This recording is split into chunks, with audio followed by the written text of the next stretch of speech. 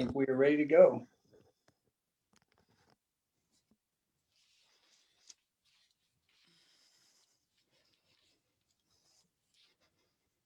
Oh, unmute.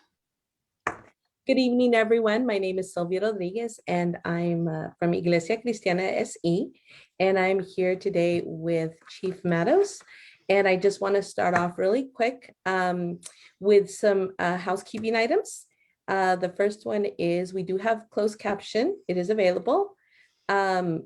We have Lupe who will be translating for us. If you're joining us on Facebook Live, you can type the questions in the live stream. And if you're joining us on the webinar, you can also type the questions in the chat. We will do our best to answer all of your questions. If we don't get to your questions, feel free to email the chief at chiefschat@rpcity.org, and that's CHIEFSCHAT@rpcity.org, and he'll do his best to get to those as soon as possible. And now I'm turning it on over to Lupe, who will be giving you additional instructions. Buenas noches, yo soy Lupe y yo daré traducción esta noche durante el chateo con el jefe de policía.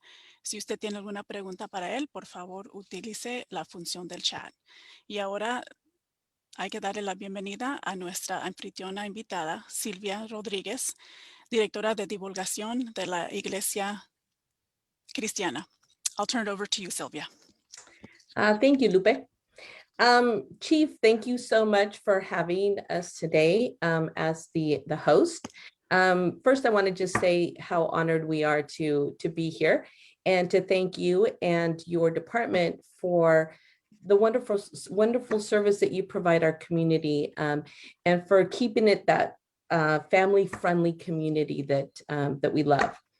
And since it's beginning of summer, I want to start off with some questions that we actually already have, and there's quite a bit of them. But the first one has to do with summer, and since we're jumping into summer now, that's kind of where I want to start. So the first question is, they put on here, I know Marin County offers summer programs with the police department for the youth. Are there any programs for youth and the police department here in Rohnert Park? And if yes, how can they sign up? Great question. And I do want to thank you for being here. It's an honor that you actually accepted my invitation to come on. So thank you very much. And I look forward to working with you more in the future. Yeah, likewise. So one, I will say that our community services department just put out their summer guide. Okay. And there are camps, there's just a great deal of activities in there. And I would encourage anybody to go through there if they're looking for something to keep the kids busy this summer. At the beginning of 2020, the end of 2019, we actually came together with community services to try to engage public safety in some of the activities. And as we were moving through those, COVID hit, and so it kind of got put on the back burner. So right now we don't have a PAL league, a police activities league, and we weren't able to get any of those things in for this summer. But we will be working in the future to try to get our staff involved in the community services so that we can put in some camps and we can put on maybe some self-defense classes. So just get our people involved and our officers involved with community services. But I would encourage people to go to the community services website. There are so many opportunities for our youth out there. And some of those do include our public safety officers who volunteer. We do have a lot of people who coach in the community. So we are out there, but we don't have a program right now per se. Okay, but you did say that it will hopefully happen in the future. Yeah, absolutely. Cindy, who runs the community services department over there, we had worked and we had talked about having like cooking classes, right? Barbecue classes, self-defense classes, physical activity type classes, and just trying to get our staff engaged in the community services area so that we could actually help out and maybe run some of the camps or run some of the programs for them. Oh, great. And you mentioned there is a summer guide. Where can the community access a summer guide? So you can go on the city website and go under community services, and I know there's a link there to the summer guide. And I also believe you can go on the community services Facebook page, and I believe there's a link on that take you right to the summer guide. I know it just came out a couple weeks ago. I saw it come out. Okay, great. I was looking at it to see if I keep my daughter busy. So I know many of us, I don't have any school age children or teenagers, but I know a lot of families that do, and it's very difficult during the summer if you don't keep those kids busy. So yeah, it is important. Okay, so there's another one here that now moving over to what you do. There's been a lot of car thefts lately. Are there any certain types of cars that are targeted more than others? As you know, I know my car, for example, I have a Prius, and it gets targeted for the what is that? catalytic converter. Yes, catalytic converter.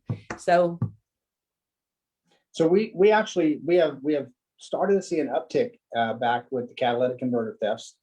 And not only in our community, we've seen a few in our community, but I get alerts through the whole Bay Area. We have a system that we can share information with police departments all through the state, actually. And I've seen statewide more alerts coming out that the catalytic converters or thefts are coming back. And sometimes that's because we might have stopped it because we arrested the right people, and then they get out and they start again. I'm not sure, but they are coming back.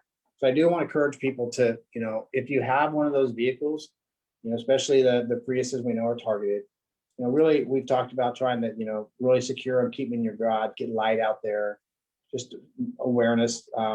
We've seen some off some other vehicles, Hondas, we've seen some off of lately.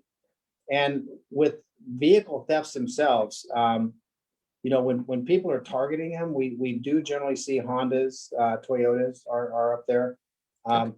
But we've also noticed lately a lot of our vehicle thefts have been because of opportunity, because people are leaving vehicles unlocked, keys in cars, and then thefts from vehicles is the same.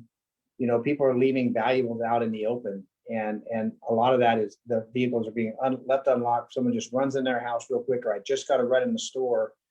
And crime is an opportunity. We say there's intent and opportunity. We can try to take away the opportunity, the intent. So we work on opportunity. So I would just, be aware, but generally, if you can secure your vehicle, make sure you got your keys with you. That will lessen it. But Toyotas seem to be a high targeted area, or I'm sorry, Hondas, because for some reason they're a great vehicle. They last a long time now, and so older ones are easier to steal. And we've found people recently with the keys.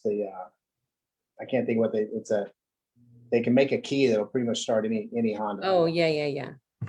So, but yeah, and if you see anybody suspicious out around your vehicles or looking at vehicles or pulling handles, you just got to let us know. We'd definitely come out and check it out. Okay, great.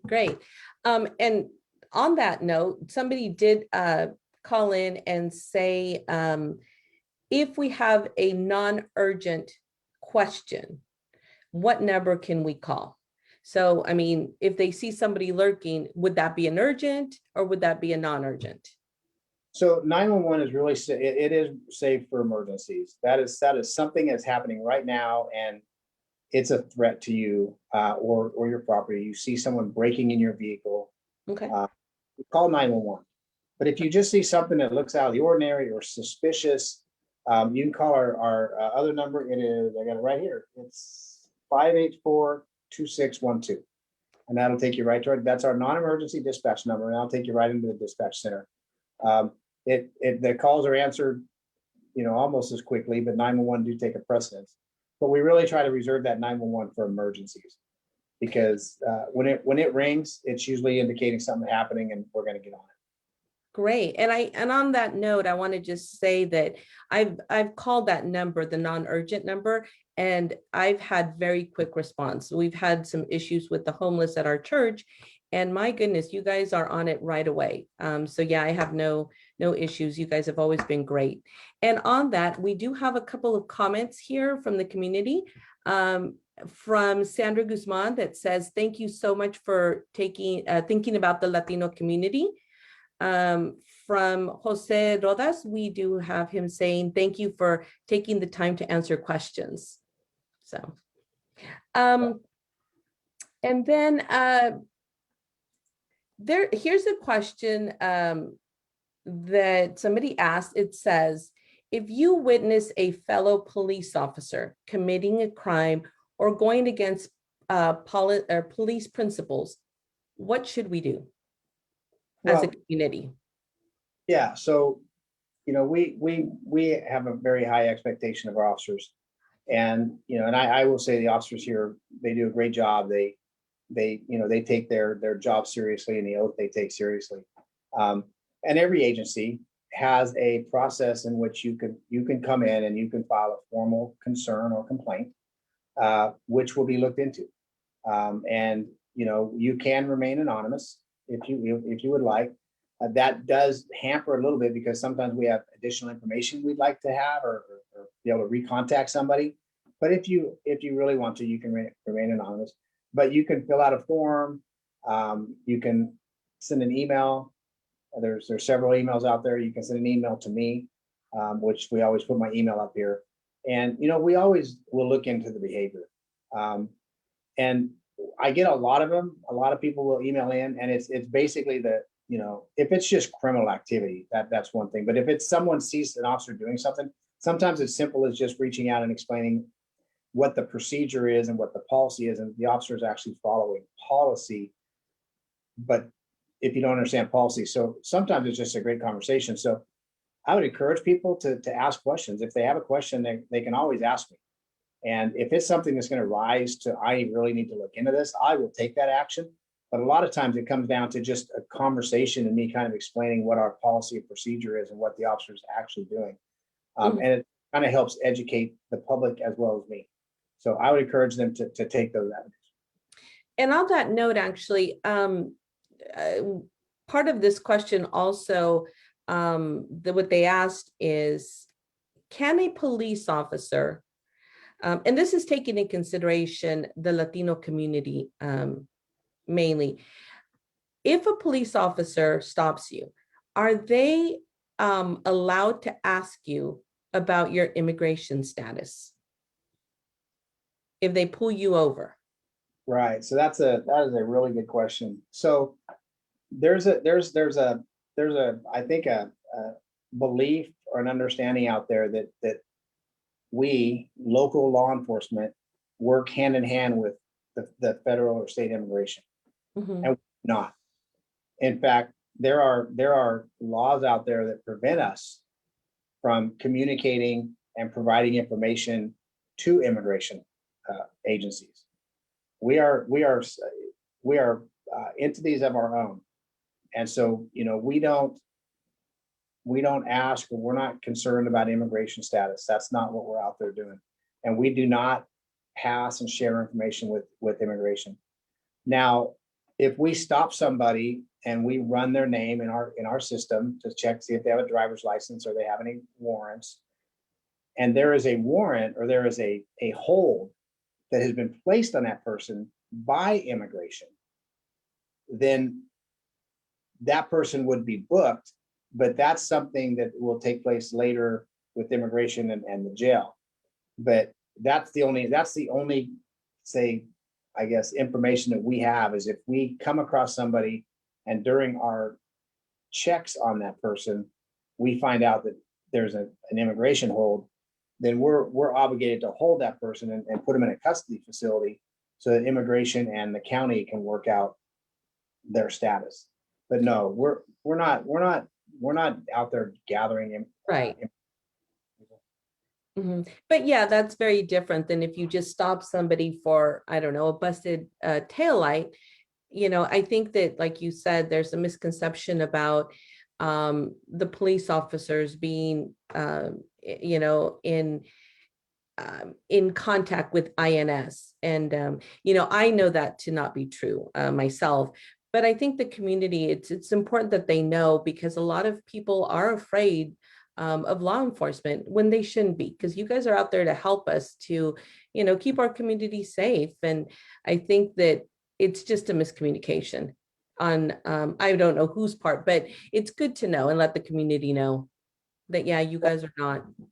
You and I had this conversation, a little bit last night and then earlier today. And I will say that it truly, it's bothered me since our conversation to think that this is what the idea was out there. And that, we have allowed this notion to fester, not maybe by perpetrating it, but by not going out there and saying what really is happening. And so, I know you and I talked about it earlier. I really want to work to let people know that if you live in this community, our job is to keep you safe and to provide safety for you in this community. I'm not interested in your immigration status. I'm not interested in how you got here. I'm just interested in the fact that you are here now and you are in my care, and I have a responsibility to keep you safe. And we have to get that message out. That's what we have. We have a comment from one of the panelists.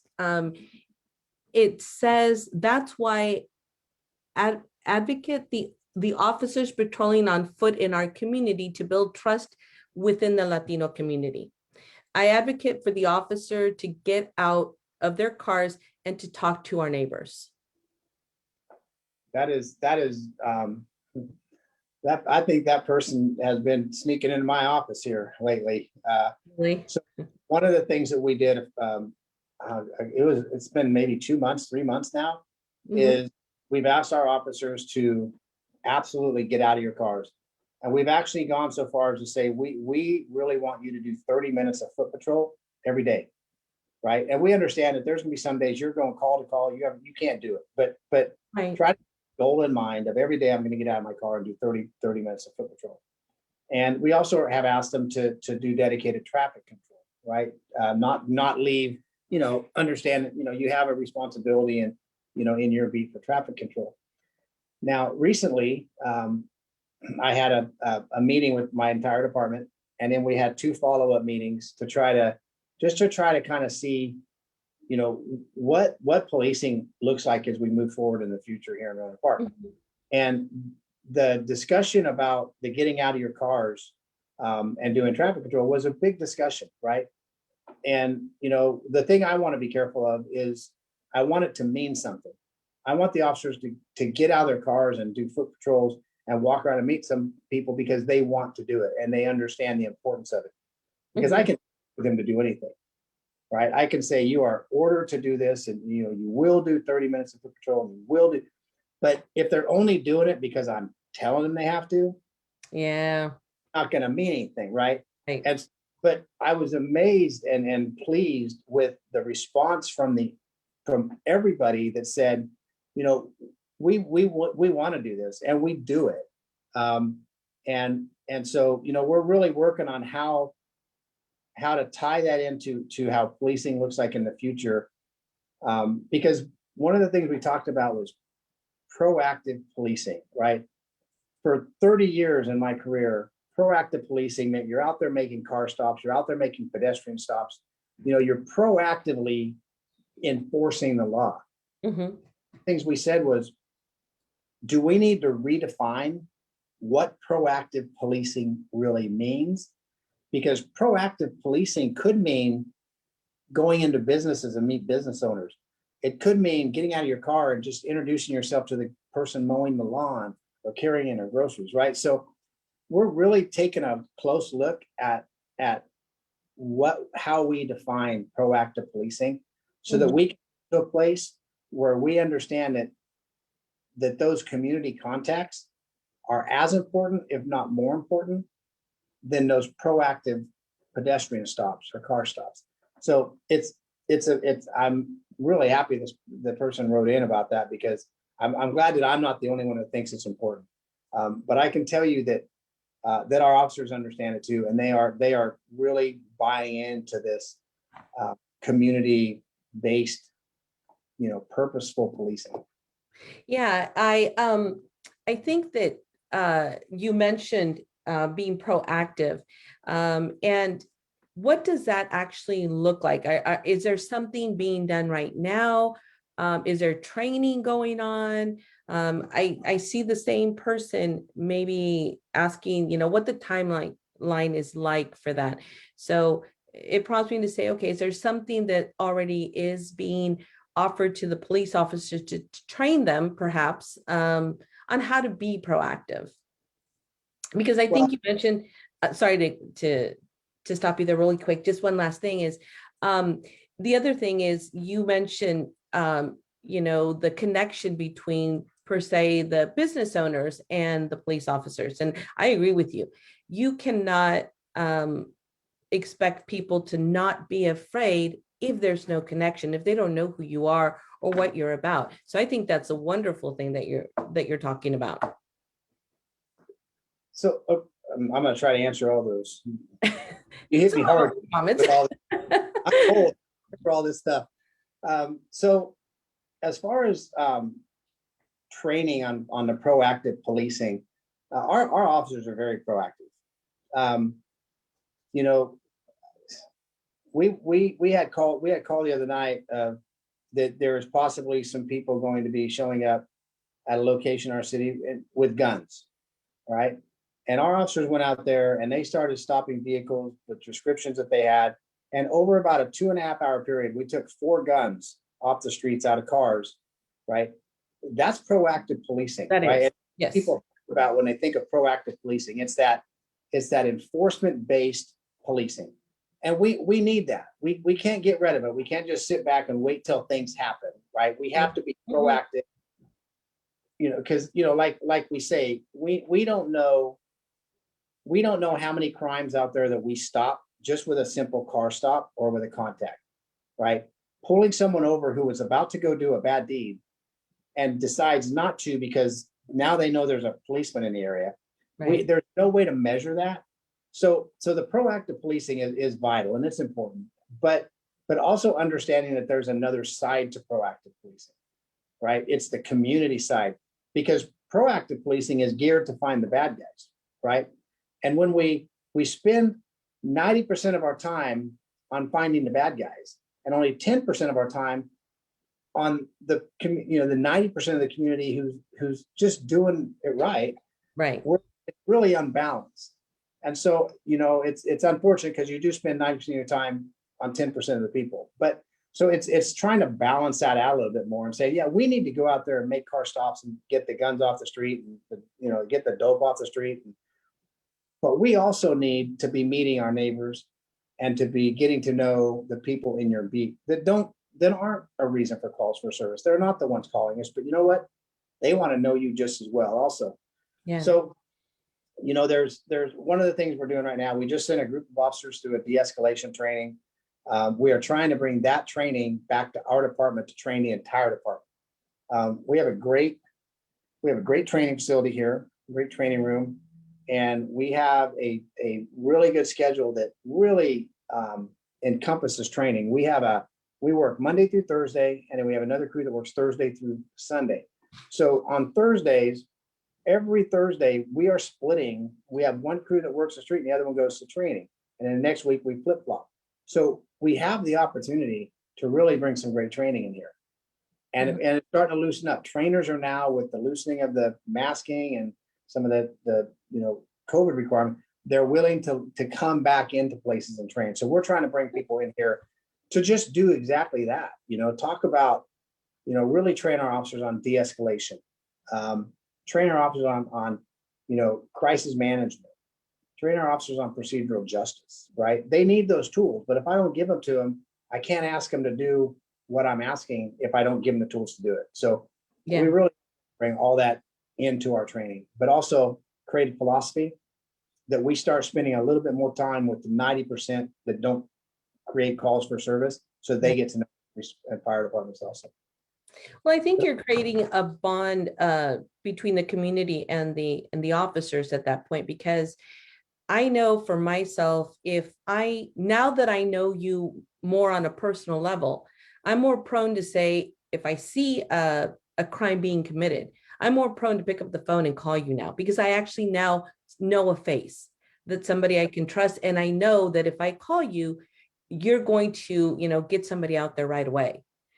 So I think that's just very important. Like you said, even though they're not usually the ones that call, but if you get that connection going, they may start, working as a team with the city of Rohnert Park and the police department and the fire department. Because sometimes, I hate to say it, but we see something happening and we just think, oh, somebody else will call. And that's a sad part. So we have to do our part as a community as well. So I agree with you. I think it's a great thing that you guys are doing. And again, I thank you for that because, I know that you guys are doing everything you can to keep this community as safe as possible and family friendly. So, okay.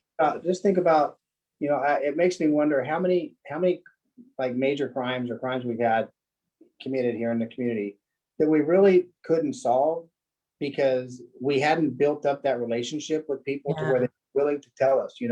We do neighborhood canvases and people in the area, and we say, did you see? I didn't see anything, right? I didn't see anything. I don't know anything, right? And I don't think it's because they don't know anything or didn't see anything. I think part of it is because we haven't built a relationship with them to where they feel comfortable in talking to us. So we want to build that, right? And if we can build that and people will talk and we can solve more of these crimes, we can make our community even safer. Yes, I agree with you. And thank you for that. My goodness, all of that just from one little question, right? Okay, so on that note, you mentioned a little bit about it. How do the police officers take care of themselves? Because they, as a police officer, I imagine that they have a lot of stress on them. How do they take care of themselves? How do they, what do they do in order to distress? And how often?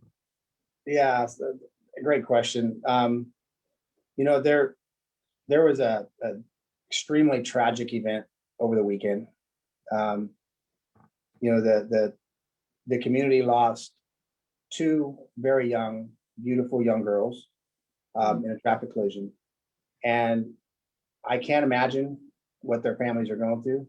And our hearts go out to the families and to the friends of those two young ladies. In addition to the effect that it has on the families and the friends of those girls, it also takes a toll on my personnel who responded. Yeah. And they just responded last Friday to a homicide, and then they responded here, and they were both on the weekend, so somewhat the same crew, to this horrific accident, collision, and that always worries me because that stress and that trauma is cumulative. And so we have a peer support team within our agency, which is a group of individuals who have training and provide peer support to anybody who needs it. We have our I just lost it. We have a program through the city that officers can get counseling if they need to. And we really encourage EAP. Thank you, Rebecca. We really encourage our officers to make sure that when they're away from work, they're unplugging and they're spending time with their family, they're exercising, they're hiking, they're mountain, whatever it is that gets their mind, because they've got to have that break. Yes. And sometimes staffing ebbs and flows. I think at every agency, every no matter where you work, there's always staffing that ebbs and flows, right? And we try to not create a situation where our officers are just not able to get that separation. They need those days off to decompress. But it's very difficult because of some of the stuff they see. But like I said, we have a very strong peer support team in this agency. People take that very seriously. And we try to open up any opportunity for individuals to seek any assistance they need to help get through these difficult times. But I will tell you that over my 30 plus years, I know there's a lot of my friends who are, in other disciplines right now. They've retired and went on to do other things because the trauma and the stuff they saw, it just finally got too much. And so we're only human, right? Yes. All of those individuals out there wearing the fire uniforms and police uniforms, they're sons and daughters and moms and dads. They're just humans. And so, but we really try to give opportunities for our officers to be able to decompress, get that peer support they want, and talk to people when they need to. And we try to keep an eye on it too. You know, we did a big debriefing yesterday for the thing that happened on Friday or Saturday, just to make sure, you know, is there anything we need to know? Is there any way we can help any of you? Because we don't want this to carry on. There's no way to get rid of it, but let's see if we can't let it manifest itself. And I know that sometimes, because I see this even in myself, sometimes we build up stress and don't let it out. Is there a way that you can see that? Is there a way that you're able to say, hey, this police officer is going through some or a hard time because of what he saw? Are you able to see that if they don't speak up? I think, you know, I'm like I say, I know we do a good job of that. We have a structure in the department, and so we've got lieutenants who are over. You know, I got like a deputy chief who's over police and fire, and the deputy chief has each has 2 lieutenants, right? And they know their lieutenants, and then each lieutenant has 6 sergeants, and they know their sergeants. Each sergeant has 4 or 5 officers, and they know their officers. And one of the things we do ask them to do, and they do a good job of it, is how they come in every day, right? They're normal. This is their baseline. Keep an eye on that baseline. If you see them up here, they're really stressed. We need to know that. But you should reckon if you see them down here, they're kind of feeling blunt. So if their behavior is not matching that baseline we want, absolutely we reach out to them, and that's a big part of that peer support team. They're constantly going around checking in on people. How you doing? Anything we can do? And anytime we have a major incident like the homicide or the collision, we're very proactive in reaching out every couple of days, few days. Hey, everything's still going okay? Need anything? Right? Because we don't want to lose our officers. Right? We put a lot into them. They put a lot into this job. We want them to have a successful career. So we really work hard to try to make sure that we keep them at that baseline. And most of them are very into physical fitness. So we have a weight room downstairs. It's always full. A lot of them run, a lot of them bike ride. So they have ways that they get rid of their stress. But we try to watch it. Yeah. Yeah, and I think that's important, especially in the last few years. I mean, aside from doing their regular job, we have had fires, riots, COVID. That's just added a little bit more to each one of your officers. I'm thinking about the fire department. I mean, you guys were out there actively trying to get people out of their homes during the fires, during the riot, calming those things down. And I don't recall if it happened too much here in Rohnert Park, but that brings stress, I think, to you guys though, right? There's just been a lot. Yeah. So one of the things, stress is cumulative, and you gotta have time to decompress, right? And just like the last 2 years going into the fires, right? Major fires. And yes, Rohnert Park hasn't burned, but our personnel are on trucks and they're at the fire. We're rotating them out, right? So for instance, let's say you work Monday through Thursday. Well, you're gonna work in Rohnert Park Monday through Thursday, and then probably Friday, Saturday, and Sunday, you're going to be on a fire truck and you're going to be on a crew somewhere, because those guys have to come back and work. Yeah. And so what you find is, you look at a 30-day period and you've got people who work 28, 29 days in that period because of the fires and the emergencies, right? So, and it's high stress stuff, right? And it's very physical stuff, and you're not sleeping, right? Because so what happens is you never get that time to decompress. You never get those 4 days on, 3 days off. It's 4 days on, 4 days on, 4 days on. And you never get to take that deep breath. So yes, and we're coming into a fire season, and there's been fires around. I think as a state, we're getting better at it, understanding fires. And I one of the goals I think with CAL FIRE this year was to try to keep fires under 10 acres, which, they're changing their response model and stuff. So we're learning, but, we're still waiting for that big one to break out. And our guys are going to roll into that mode, Mhm. So there were officers who were on scene on the homicide on Friday. Those same officers were on scene on that horrible collision on Saturday. And then in fact, I got in just before the chat tonight because I was out on a fire in the 1100 block of Emily, Oh, yeah. right, where two houses were going.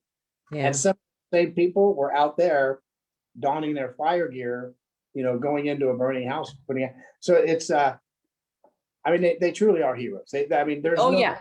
stuff they do, and I'm so proud of them. But just seeing them, and they don't quit. They knew that was their job. They got on scene, they went in and fought the fire, and a lot of them will be back tomorrow to work. So you're right, but we really try to watch it because I don't want to lose any of our officers to stress and that just that accumulative stuff that happens. But thanks for asking. I really appreciate the person who asked that. Yeah. And on that, we have a comment from Facebook that says, what can we, the friends of the department, do to encourage our officers? Because honestly, and I'm with this person, you guys are real heroes. I mean, you're out on the front lines, and I myself feel very protected. I know that you guys are out there,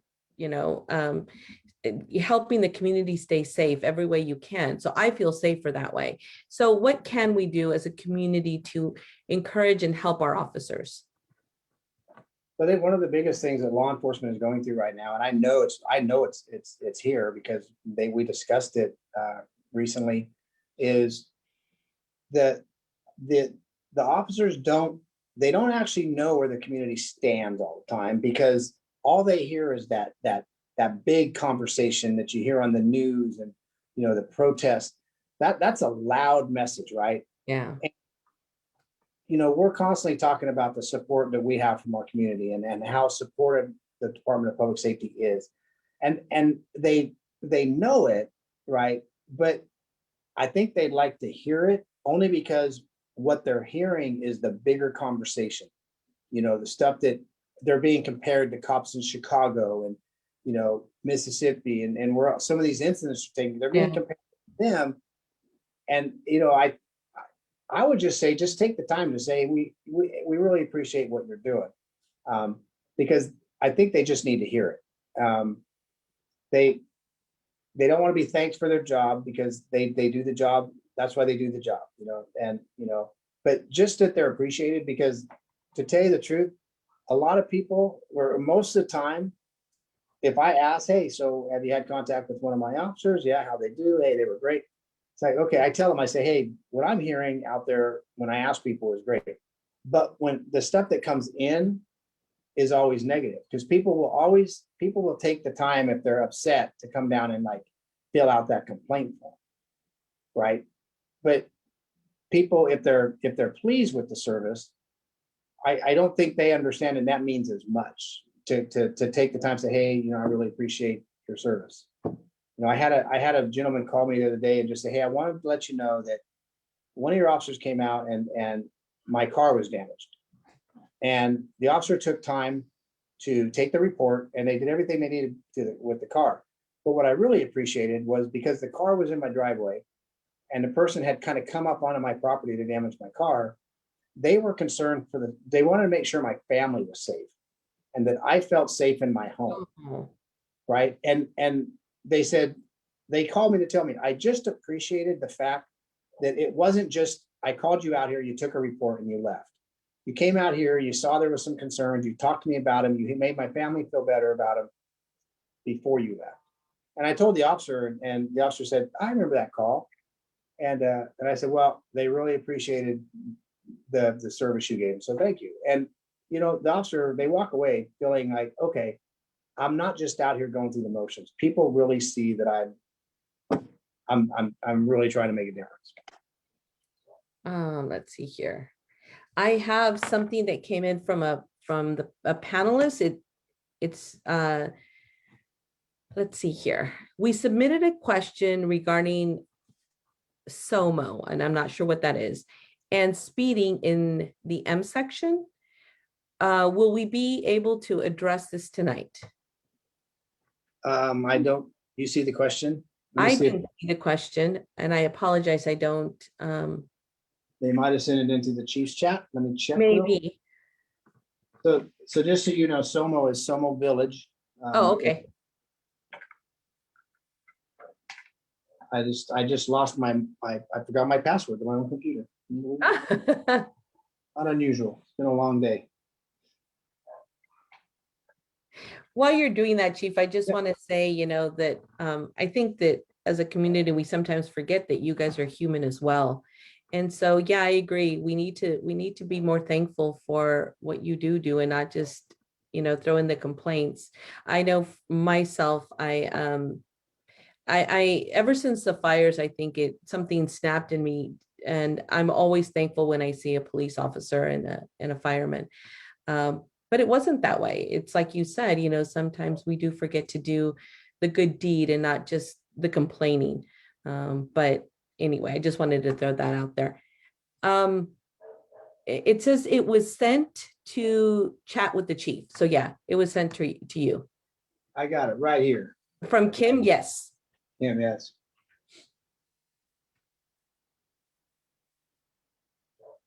Yeah. Yeah. So thank you for sending this in. So what I do when I get these traffic concerns is, as I said, one of the things we're asking our officers to do is when they have time to just do some dedicated traffic enforcement. And what they really want too is they want, well, let us know where the problems are. So we're coming up with a situation here where we're going to have a board that shows where all the complaints are. But anytime I get these in, I send them directly to the sergeants and the traffic unit.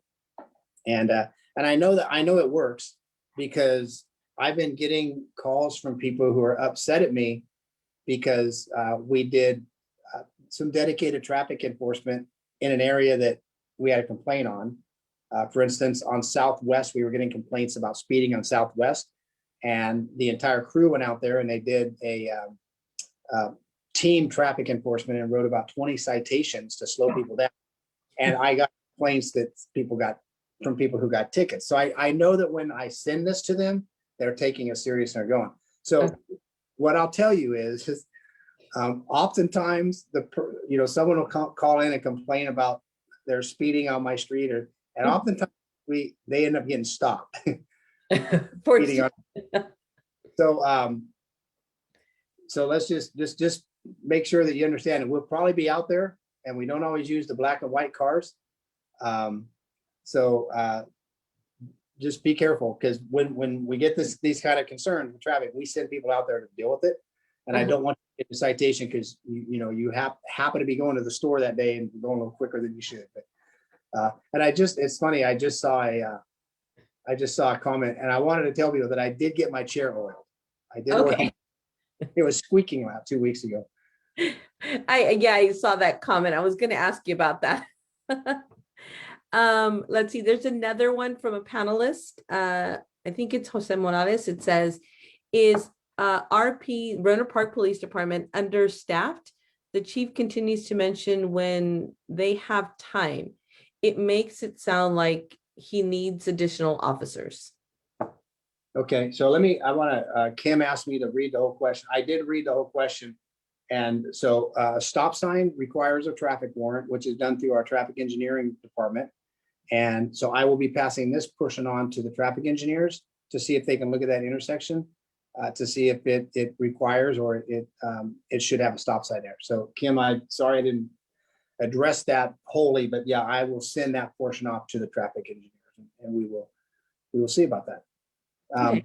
And then, yeah, so no, we're not, I mean, you won't talk to a police chief in California or any other state in this nation that won't say, I need more officers. Give me 100 more officers, right? But no, we're not understaffed. We are getting our staffing back up. We have the positions. It's hard to find good qualified candidates for police officer jobs, especially to find good candidates for police and fire jobs, right? So we're constantly recruiting. We're constantly getting people through the academy. but no, our staffing numbers are good. When I say when we have time, it's because, last year we answered just calls for service was almost 39,000 calls for service, right? And so, and that's not counting the proactivity and the self-initiated. So our officers they're busy during the day, just handling the calls for service that come in. So, when I say, I want you to get out of your cars and do some foot patrols when you have time, it's when you're not answering other calls. And then, there's some calls that generate reports, and some of these reports are big, right? So they're just through the normal job, they're very busy, right? Booking evidence, because cases, just one simple call can take an officer out for 2.5 hours with the response, the interviews, the report writing, the evidence booking, and if there's a booking of a person, they got to drive to Santa Rosa. So our staffing is fine. It's just the officers are very busy during the day handling their calls for service, and so they can't always get out of their car. But when they can't, we ask them to, if you're going to stop and write a report, park in an area where you're at least visible, right? So at least while you're doing that, you're a visible deterrent to the stop sign violator or the speeding, right? So we try to be creative in how we position ourselves. So we're kind of doing two things at once. We're being a deterrent, plus we're getting that report written that needs to get written so it can get processed. So, you can get your traffic report to get your insurance. There's a lot that goes on in an officer's day. And, I'm really hoping now that, that we're loosening up, that we can get our ride along program going. But I think the community really deserves to come out and see what a day looks like. And then if you could still have your own judgments, right, and your own opinions, but at least you will have ridden in the front of the car, heard the radio, seen the responses, and have a lot more to base those opinions and and judgments on. So hopefully we'll be getting those ride along programs going back now and get people in our cars so they can see what a great job they're doing out there. Yeah, like I said earlier, I've been impressed with every time I've called.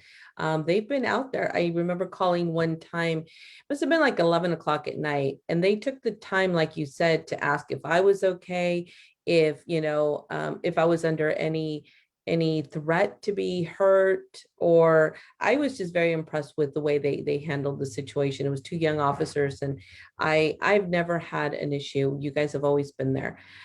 We do have a few comments. Kim said, thank you very much.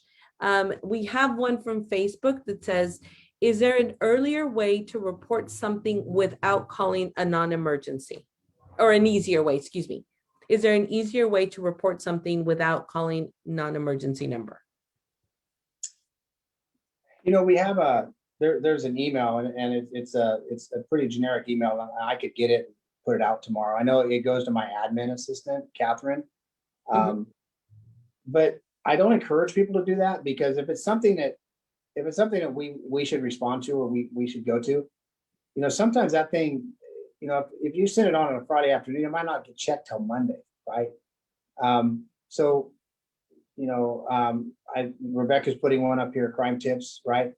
If it's something that you're not worried about a quick response, you just kind of want to give us an idea that, hey, this is something that we think is going on, or you might check, and it can wait, then yeah, send it into one of those emails. But if it's something you want us to come out to, and you think it's important enough to call us, then give us a call. Because that is really what we do. We're here for you 24 hours. You're never wasting our time. We want to respond, and we want to make sure that you feel comfortable wherever you are, because whatever it was that was bothering you has at least been looked into. Okay, good. We do have something here again from Facebook. It says the drug/homeless activity in section A at John Reed's is awful. There really is no question. It's just more of a statement. And that's why I'm just I can't argue with that.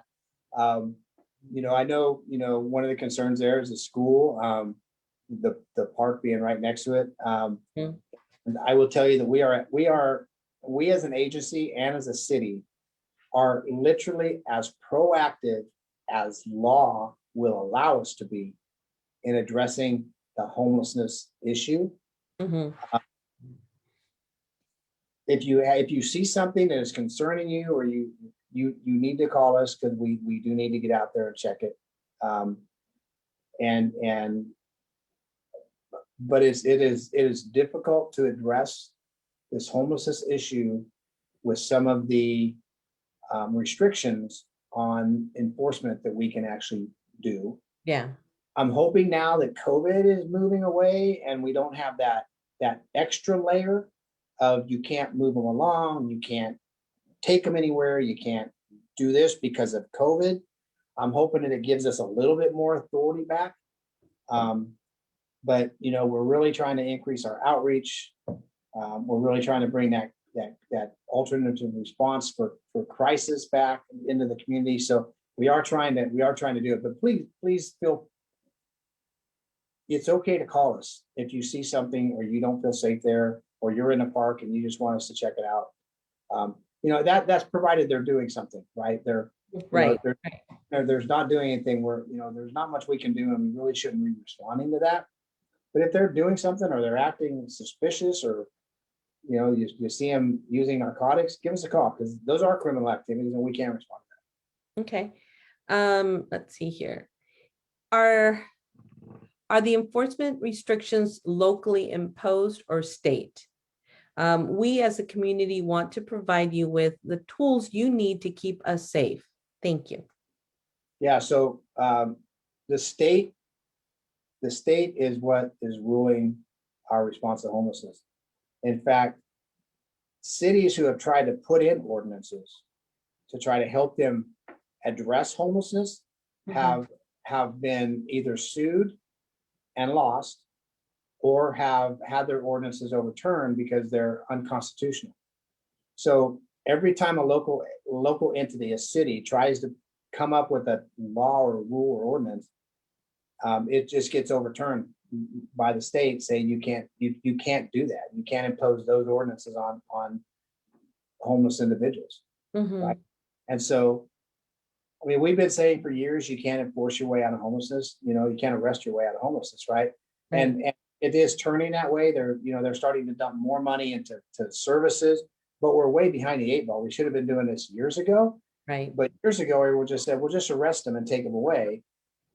And now we're realizing that that's not working. We need to dump the services, but it's got to catch up. And homelessness is way outgaining the services that we have. But I will tell you that, our council has made homelessness a priority. And they have, if anyone watches a council meeting, you can see that anytime a discussion on homelessness is coming up, council is very supportive in funding and moving forward with any program that helps us address homelessness and help provide services. So I think that we're a pretty progressive city, and you may not think so as you drive around, because you see some encampments and you see this. Right.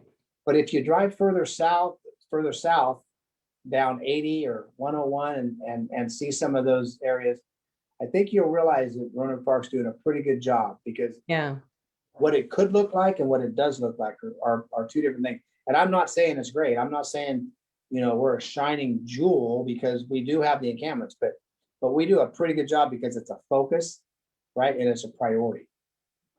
I was driving on, I think it was 80 the other day, heading down to Fremont for something. And there's encampments bigger than the city I grew up in. Yes. There, under the overpasses. And I'm like, okay, this is what a homeless problem really looks like. And it just makes me want to stay on it here. Right? So we don't get looking like that. Well, Chief, I know that you talked about being proactive, and I know that the city right now, it's not addressing directly the homeless population now, but there are programs out there. I was working with the city, as a matter of fact, to pass out flyers regarding that rental program that's helping landlords. So you're actually doing something to keep people in their home and not become homeless. So I see proactivity there. The other thing is that, I've also seen that there is a program within Rohnert Park, and I can't remember the name of it, but that they're looking to address homelessness. It's at the city level, and again, I can't remember the name of it. If you guys remember, you know, you're welcome to put it on the chat. But I know that Rohnert Park is doing something about it, you know, trying to get people off the streets and trying to keep people from losing their homes, because with COVID, a lot of people lost their jobs, a lot of people reduced hours, lost income. So it became very hard, but Rohnert Park is being proactive about it, as far as I know. Because I'm actually helping them pass out even flyers to promote the rental program. And that's something that you guys are doing. I think it's at community, the county level, but you guys are enforcing it here to get the word out. Yeah, we have, so, and I've mentioned this before, we have two things going on. We have a homeless task force that is represented by all the departments in the city. And one of the key members of that is Jenna Garcia, who is our housing specialist. Mhm. And she is very connected with the county and some of the programs that are out there for homelessness. We have the host from Catholic Charities who come into our city. We have a contract with them to do outreach and try to get people off the street. We do have, you know, one of our goals is to prevent additional homelessness. So we have the program with the rent and how to get in. We also have a program where we're looking for, we have people who have empty rooms, right? They live alone, they have an empty room. And so there's a program to match the right people who are homeless with those people, right? Get them back in some kind of temporary housing, you know, because so there's a lot of programs going, but you know, the person has to be wanting to go into something like that. Exactly. And when they want to go, we have to have it available. So it's trying to get all that timing, but we're very proactive. And then from the, you know, from the law enforcement or the public safety perspective, you know, we're just out there constantly moving people around, right? We don't want those big encampments to start. So we're constantly tagging encampments, 72-hour tags, and you know, we're saying you can stay here, but in 72 hours, we're going to come back and we're going to take all this stuff and we'll store it for you. We're going to store it, but we can't have this accumulation of your personal property blocking sidewalks and stuff. And that is a constant battle. So we have the homeless task force that is working on that. And then we have the homeless roundtable that is a community-based group who are working on other things. There's a group that are helping to feed. They're the group that got the showers, 1 day a week showers, right? Yes. Mm-hmm. If you want to get a homeless, you know, someone who's homeless off the street, you got to give them, they got to feel good about themselves. You got to give them a little dignity back, right? So you got to give them a place to shower. You got to give them some new clothes every once in a while, right? You got to build them up so that they start feeling value in themselves. So they have a desire to go into housing and to get back on the street. So, I mean, this is a 5-hour program on homelessness, right? But I will tell you that we are really working, the city is really working at taking a proactive approach to homelessness. Yeah, and that's great. Well, Chief, it looks like we're running out of time. But I do want to fit in one last question that was sent in. And let's see here.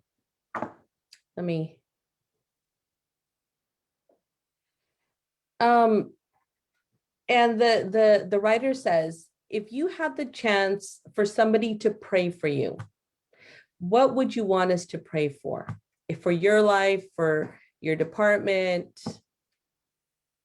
Oh, thank you. I have an amazing staff here who make my day-to-day job easy. And I want to make sure that, you know, they stay healthy. They're able to go home to their families at night, and that they never lose that desire to serve the public, because that's what brought them here. So I would ask that you just ask that, you know, they maintain that servant's heart, and you know, and they never lose that. That's what I would ask for. Oh, that's wonderful. Let's see. There is one last thing. It's kind of long. I don't know if you'll have time to answer it, but it says, lately I've been noticing most of your Facebook posts shooing, arrests, or results of investigations of shootings and homicides ending with a suspect being of teenager or college age individuals. How are you and your department getting involved with the youth and parents in our community by emphasizing the consequences of gang activity, drug dealing, and reckless driving? Better yet, create a community meeting, open house with inviting parents and there on what problems they're facing at parks, homes, schools, or neighborhoods to help discover the cause of criminal acts done by some kids. Has Rohnert Park crime rate increased? And if so, what age group or demographics are mostly involved? That is a long question. I know. Go ahead. So one of the things I'll say is that, it is truly unfortunate that because of COVID, we lost about a year and a half of being able to be in the schools, having my SRO in there, and having that connection with our kids, because everyone went online and we lost all that valuable time with our youth. And so when I met with everybody a couple of weeks ago and in the subsequent meetings, one of the things we wanted to know was, what does policing look like as we move forward in Rohnert Park? One of the other things we wanted to know is how do we as an agency continue to improve on connecting and building relationships with our community? How do we do that as a public safety agency? And a lot of the stuff that came out of there was from the officers, from my personnel, where we really need to reconnect with our youth. And we need to get programs going, and we need to get things like this going, Zooms. I've got public safety officers who say, "Hey, I'll get on a Zoom with a group of kids, but I don't want to. You do the adults, right? But I want to do it with kids. I want to get a group of kids. I want to start mentoring some kids." And it was great to hear, because that's what I wanted to hear. So, now that we're coming out of this and we're going to get back into schools, and we've learned a lot over the last year and a half. This chat with the chief has been great, because I can see that, I may not be able to get people to come to a building, right, on a Thursday night to a community meeting, but we can certainly get people who will jump on a Zoom for a little bit, if or get their kids to say, "Hey, remember you're Zooming with the police officer tonight for 30 minutes, right?" Because we have found this has helped us find new ways to connect with our community, to where we're not asking them, after you've gotten off a long day of work, go get showered, eat, and come to another building and listen to us. Right? Just sit in the comfort of your home and we can have this chat. So I don't want to lose the personal connection, but we are truly going to be finding new ways to get out there, because if we lose this generation, if we lose it, then I don't know what it looks like in the future. And there are some bright kids out there, and we need to pull them in and get them going in a positive direction. Well, there are leaders of tomorrow. 100%. Yeah. So we need to definitely take care of them. And I will say that, we have seen a little spike. We had the homicide, right? But we had one homicide last year. We've had one homicide this year. And the crime is not going up, and it's not going out of control. It's just, we've had a couple, major incidents in a very short period of time. But, the city is safe. You have very proactive officers out there who want to keep it safe. But always feel free to call us. We're always here for you. And Sylvia, I want to thank you. You did a marvelous job tonight. I just want to hold on. I just want to leave with this comment, and it's just a comment from somebody, because it's a good one. It says, "Thank you, Chief. My girls always enjoy waving down your officers to say hello and put a smile on them. We have had nothing but great interactions with them. We will always pray for all of you." Thank you. Thank you very much. And again, Rebecca, thank you. I know you stepped in for Jill this week. I really appreciate it. Lupe, as always, great job. And Sylvia, I tell you, you knocked it out of the park tonight. And for everybody who joined in, again, I am honored and thankful that you took the time to listen to me speak for an hour out of your busy day. So be safe, and give us a wave when you see us, and we'll definitely give you one back. Take care. Thank you, Chief. Bye-bye.